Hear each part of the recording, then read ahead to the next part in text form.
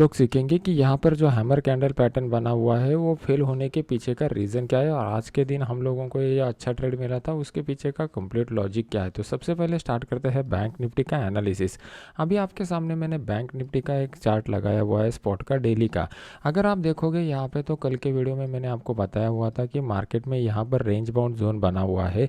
इस range bound zone का breakout हम लोगों को फंडामेंटल ट्रिगर के बाद ही मिलेगा। अभी फंडामेंटल ट्रिगर कौन सा आने वाला है, तो यूएस फेडरल रिजर्व का जो मीटिंग है उस यूएस फेडरल रिजर्व का इंटरेस्ट रेट में किस तरीके का चेंज होता है वो एक फंडामेंटल ट्रिगर 22 तारीख को आने वाला है। फिर उसके बाद अगर ब्रेकआउट मिलता है तो हम लोगों को बड़ा मोमेंटम देखने को मिल सकता है। अभी सबसे ज़्यादा बड़ा मोमेंटम कौन सा होगा, अगर मार्केट डाउन साइड की तरफ ब्रेकआउट देता है तो उस केस में बड़ा मोमेंटम होने की प्रोबेबिलिटी है।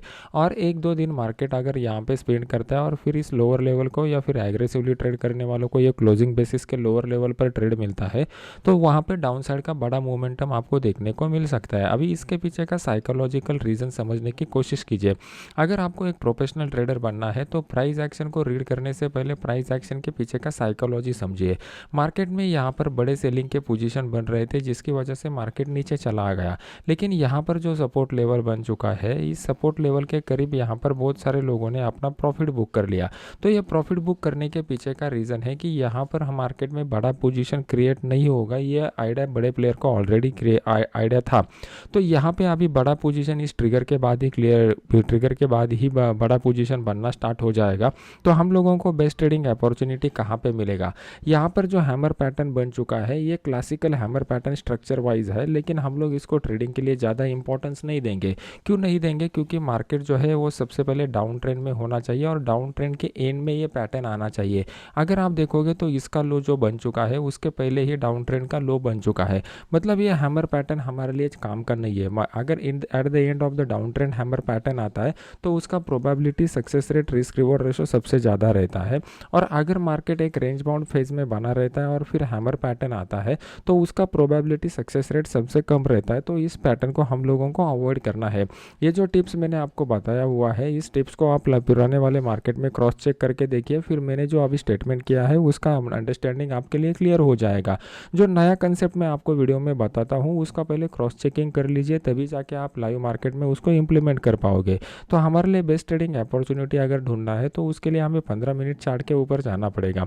अभी आपके सामने मैंने 15 मिनट का चार्ट लगाया हुआ है। जैसा डेली के ऊपर हम लोगों को दिखाई दे रहा था कि मार्केट रेंज बाउंड बना हुआ है, उसी तरीके का सेम सिनेरियो यहाँ पर डेवलप हो चुका है। तो कल के दिन मार्केट अगर इस लेवल को नीचे की साइड में ब्रेक करता है तो वहाँ पे हम लोगों को एक बड़ा डाउनफॉल देखने को मिल सकता है जो मार्केट को 300 से 400 पॉइंट भी नीचे लेके जा सकता है। अभी ये मैंने प्राइस एक्शन से आपको बता दिया कि कौन सा ट्रेड बेस्ट रहेगा। यहाँ पर नीचे में 39,000 का लेवल अगर ब्रेक हो जाता है तो उस केस में हम लोगों को 39,000 का जो पुट है वो 39,000 के पुट को यहाँ पर बाय करना चाहिए। उसका जो स्टॉप लॉस निकल के आएगा 60 से 70 पॉइंट ऊपर का स्टॉप लॉस रखेंगे। पहला टारगेट हमारा जो निकल के आएगा ये हमारा टारगेट 1 रहेगा 38,800 के करीब का, और सेकंड टारगेट जो हमारा निकल के आएगा वो सेकंड टारगेट निकल के आ रहा है 38,600 के करीब का। अभी साइकोलॉजी समझने की कोशिश करते हैं, जब तक साइकोलॉजी नहीं समझोगे तब तक प्रोफेशनल ट्रेडर नहीं बन पाओगे। अभी यहाँ पर अगर आप देखोगे तो मार्केट ने मल्टीपल बार इस लेवल के ऊपर रिस्पेक्ट किया हुआ है, और ये जो लेवल है one of the important psychological level है क्योंकि राउंड लेवल निकल के आ रहा है। और अगर आप देखोगे तो पुट की साइड में यहाँ पे one of the highest open interest develop हो चुका है। तो यहाँ पर जब भी मार्केट ऊपर गया हुआ था तो यहाँ पर लोगों ने ऑलरेडी बाय के पोजीशन बनाए हुए हैं, और ये मोस्ट ऑफ द बायर लोगों का स्टॉप लॉस इस लेवल के नीचे का रहेगा। तो जैसे ही मार्केट इस लेवल के नीचे आना चालू हो जाएगा वो लोग यहाँ पर ट्रैप हो जाएंगे और उसकी वजह से एक बड़ा फॉल हम लोगों को देखने को मिल सकता है। यहाँ पे जो फॉल आएगा सिर्फ और सिर्फ ट्रैप लोगों की वजह से ही फॉल आएगा।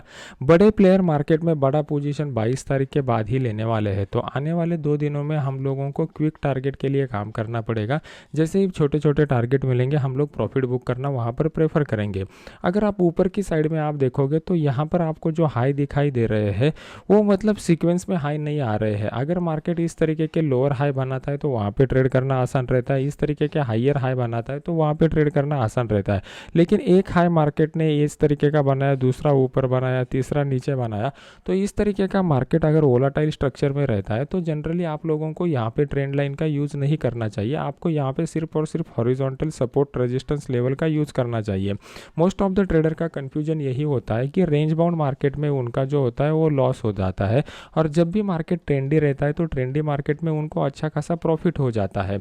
लेकिन वो लोग यहाँ पर ज़्यादा प्रॉफिट के लिए वेट नहीं करते, कम प्रॉफिट बुक करके निकल पड़ते हैं। यहाँ पर जिन लोगों को ये सिचुएशन फेस होता है कि रेंज बाउंड में लॉस होता है, वो लोग मुझे कमेंट सेक्शन में बता दीजिए, उसका सोल्यूशन भी हम लोग यहाँ पर डिस्कस करेंगे।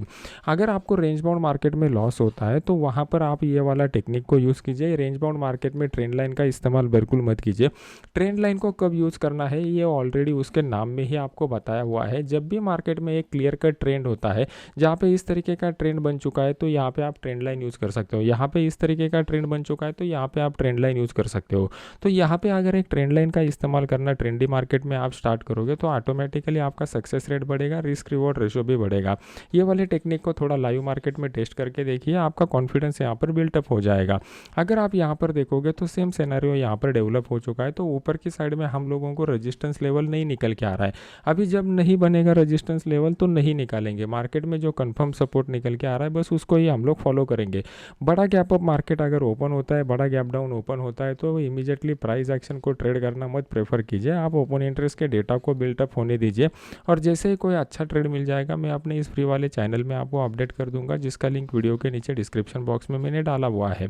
अभी देख लेते हैं कि निफ्टी में किस तरीके का सिनेरियो डेवलप हो चुका है और कौन से लेवल के ऊपर बेस्ट ट्रेडिंग अपॉर्चुनिटी हम लोगों को मिलेगा।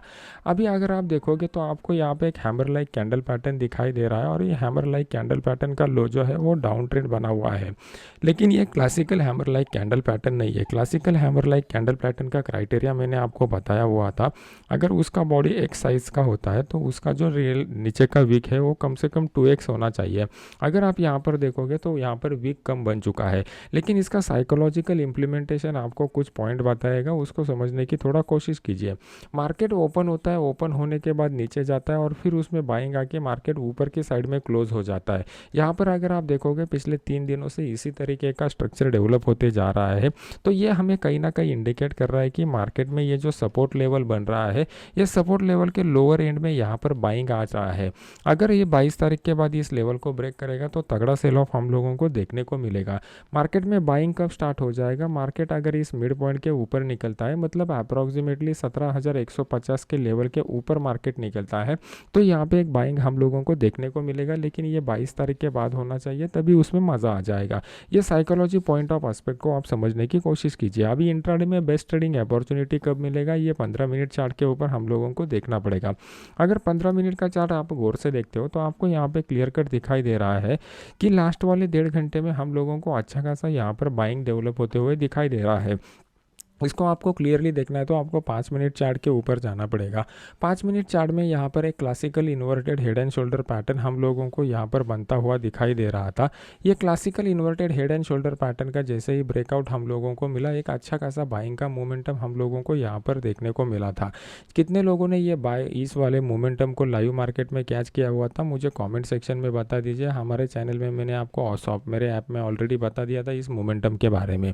अभी देख लेते हैं कि यहाँ पर किस तरीके का मोमेंटम कल के दिन होने की प्रोबेबिलिटी है। सबसे इंपॉर्टेंट बात जो है, मार्केट अगर 16,940-50 की रेंज में यहाँ पर ओपन हो जाता है, यहाँ पे कुछ हैमर लाइक कैंडल पैटर्न या इस तरीके का प्राइस एक्शन का पैटर्न बनाता है, तो उस केस में हम लोग इमीडिएटली 16,950 का जो कॉल है वो 16,950 के कॉल को यहाँ पर बाय कर सकते हैं।